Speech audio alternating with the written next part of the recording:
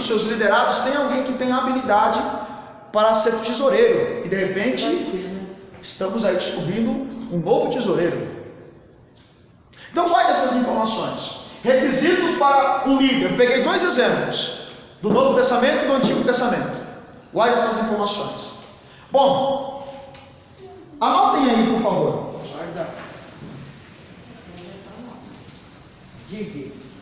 A experiência também conta, né? Sim.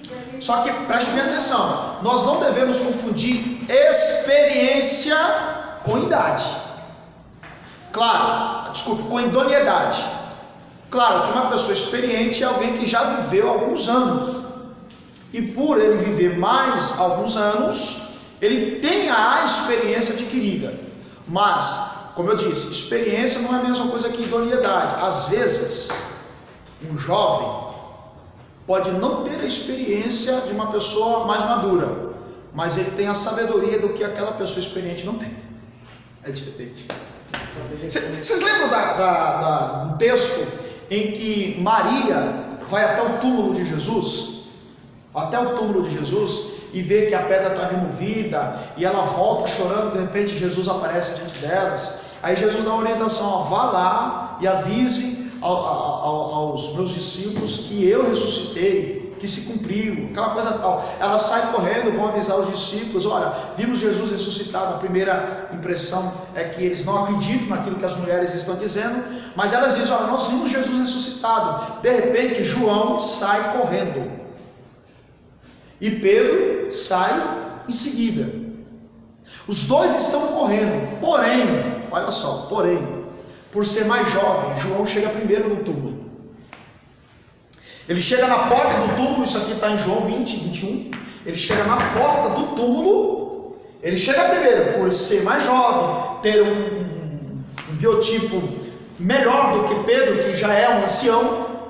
Ele chega primeiro. Só que quando ele chega na porta, olha só, quando ele chega na porta, ele não entra para ver se de fato o corpo de Jesus não está ali. Mas quando Pedro chega, ele abre passagem para a experiência entrar no túmulo. E é aí que quando Pedro entra, ele vê 2 lençóis, um jogado no chão e o outro dobrado. João entra em seguida. Moral da história: nós temos aqui a representação da experiência com a força da juventude, que tem que andar juntas. Eu não posso, eu vou fazer agora 38 anos, mês que vem. Por favor, né? Entendi. Vamos lá. Olha só, eu tenho 38 anos, vou fazer 38 anos. Só que o Jair tem quanto?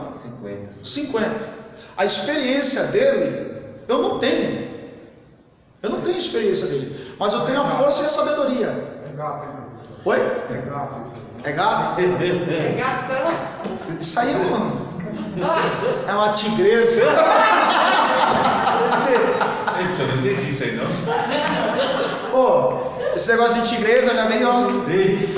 Bom, então assim, ele tem a experiência, só que eu tenho a força e a sabedoria. Não pode andar destoado a experiência com a força. Os dois têm que andar juntos. Olha o que a força diz para a experiência: passe, porque você tem a experiência, você tem a prerrogativa. Você é o líder dos apóstolos. Entra no túmulo e vê se o corpo dele está lá. Respeito. O grande problema é o seguinte, que a juventude acha que pode tudo. O líder jovem acha que ele não tem que ouvir a voz da experiência. E a voz da experiência, por ser experiente, acha que não precisa ouvir a voz da força. E aí tem uma dificuldade. Vai ter atritos, conflitos. A palavra-chave entre força e sabedoria é equilíbrio. Ninguém é melhor do que ninguém. Bom, dentro desse quadro, tem algumas anotações aqui. Há 2 coisas, anotem aí, há 2 coisas que todo líder receberá durante o exercício da sua função.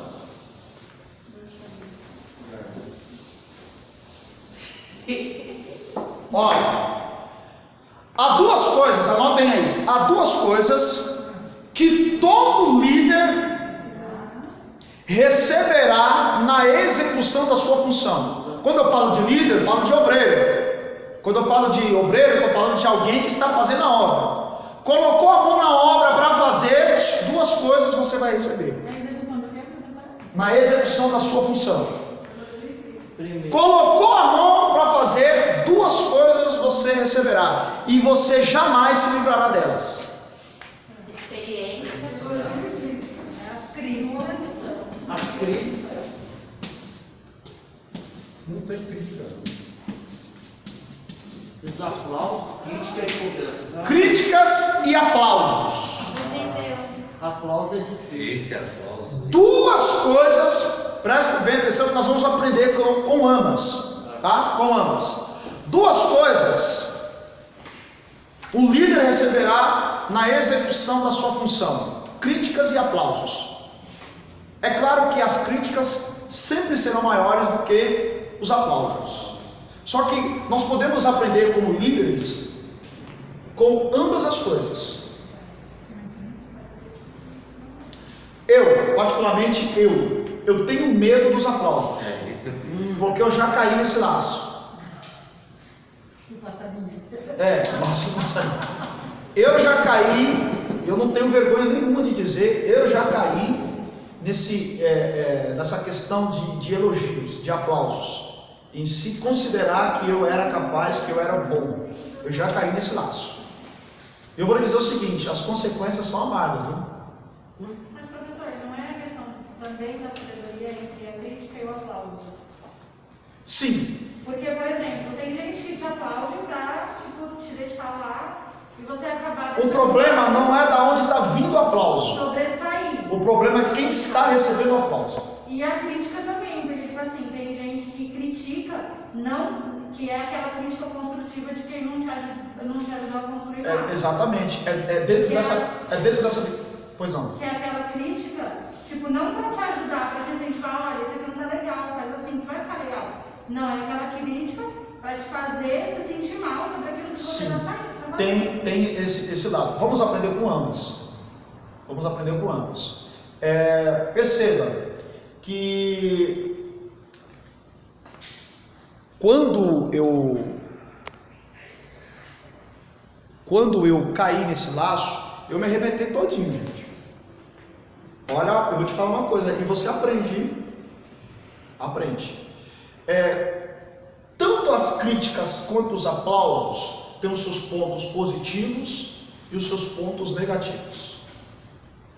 Toda crítica tem o seu ponto positivo e tem o seu ponto negativo. Todo aplauso tem o seu ponto positivo e o seu ponto negativo. Por exemplo, nós vamos analisar. Deixa eu voltar para onde eu estava falando. Eu, particularmente, eu prefiro a crítica do que os aplausos. Eu tenho um problema sério com elogio, gente. Por quê? Porque eu já disse para você, eu já caí nesse laço. Não tenho vergonha de dizer, eu já caí nesse laço. Já caí nesse laço, eu vou falar para você, o gosto é amargo. Porque quando Deus te humilha, Ele te humilha. Te coloca no chão. Eu tinha um pastor e eu até é meio no sono, porque depois eu encontrei com ele, conversei com ele. Eu tive um pastor que ele foi meu pastor durante 10 anos. Durante 10 anos, ele foi meu pastor. E, aliás, ele foi meu pastor antes de eu vir para missionário. 10 anos. E ele era um senhor de idade, 70 anos. Ele era pastor, não pregador. Antes dele, nós tínhamos um pastor pregador, porque tem o pastor e o pastor evangelista. Não sei se eu consegui passar a ideia para você. Existe o pastor e o pastor evangelista. Não se trata de local. O pastor é aquele que apacenta, aquele que cuida, o pastor evangelista é aquele que cuida, mas que tem o dom da palavra. Esse é o pastor evangelista. E eu tive 2 experiências. Um pastor que ficou 4 anos na igreja, que ele era incrível. Como ele pregava bem. Gente, Dionério, ele pregava 2 horas e meia e você ficava sentado querendo mais. Mas em contrapartida era um péssimo pastor. Nem todo mundo é perfeito. Mas quando ele pegava o microfone, sai da frente. E aí houve a troca e veio o pastor que não tinha a palavra. Bora da história. Como eu passei 4 anos e meio ouvindo as pregações, o que acontece quando você tem acesso à informação? Quando o seu leque de informação se abre, você se torna crítico. Por quê? Porque quem concorda comigo, aliás, eu vou fazer uma pergunta aqui para você. Desde quando você fazer o curso, seja esse ano ou ano passado, a partir do momento que você teve acesso à informação, o teu nível de crítica aumentou em relação à pregação, sim ou não? Sim. Com certeza. Você ouve, olha, vamos ser sinceros, você ouve qualquer pessoa? Você pode até ouvir, mas você não absorve a mensagem. Por quê? Poxa, esse daí vai pregar hoje. Por quê? Você que está conhecendo, o teu nível de crítica, bom, não é qualquer pessoa, não é qualquer mensagem que você ouve. Você vai exigir. E eu caí nesse laço. 10 anos. Chegou um momento que é o seguinte, eu tinha já um ministério itinerante. Eu tinha meu ministério itinerante. Então eu comecei a sair muito. Por quê? Eu não tinha alimento em casa, então, na minha igreja. Então eu saía. Irmão, era de segunda a segunda. Teve tempos, irmão Alexandre, que eu passei 1 mês sem pisar o pé na minha igreja e sem avisar o meu pastor. Não, nascer eu ia. Não tinha como. É porque normalmente eu não marco o convite na ceia. Então na ceia eu ia. E aí o que acontece? Teve um dia que a consciência pesou. Eu falei, puxa, não tá certo o que eu estou fazendo, né? Aí teve um determinado dia que a missionária Isa Reis ia pregar na igreja. E ele era amigo dela e naquele dia tinha um convite. Eu falei, puxa, e o pastor tinha feito a convocação, que ia todo mundo, né? Aquela coisa toda. Era festividade. E ele tinha o convite. Eu falei, e o convite era bom. Sabe aquele convite bom de pregar? Eu vou ficar na minha igreja. Eu vou ficar na minha igreja. Aí eu falei, bom, a consciência pesou, eu falei, eu vou avisar para ele, né? Esperei ele chegar, ele chegou na porta da igreja, eu parei, falei, pastor, uma palavrinha. Ele todo paciente, mas já sabendo do que eu ia falar. Falei, pastor, meu convite é assim, tal. Ele olhou, quando eu comecei a falar, ele virou as costas para mim. E seguiu para o púlpito. Eu falo, pastor, e aquilo foi tomado de uma ira. Foi doído, mas ele estava com a razão, ele estava certo. Aliás, ele fez aquilo para me ensinar. Eu só entendi depois. Eu faria mesmo. Ele fez aquilo, na hora deu raiva. E foi aí que eu falei, quer saber de uma coisa? Eu também não aviso nunca mais. Foi indo. Irmão, minha queda foi feia. Foi feia. Me estourei. Moral da história.